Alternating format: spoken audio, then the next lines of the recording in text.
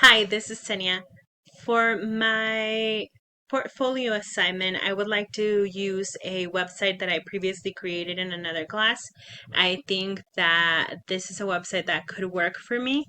Um, if you go when you enter the website, you can see a little bit of my portfolio. It shows you a few of the pictures I've taken, and then there's an option to go to albums, and then there's videography, photography, and others. And within the photography category, I have portraits, landscapes, and creative stuff.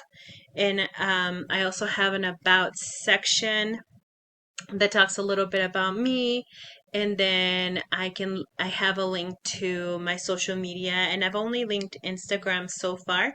I do want to be able to use this website for sharing with the future employer.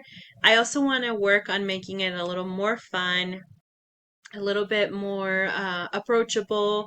I want to make this website something that when people come to it, they're like, yes, this is an exciting website and this is a fun website to be at, and that also they can relate with me. So I think this is the perfect website to work on for my portfolio. Thank you.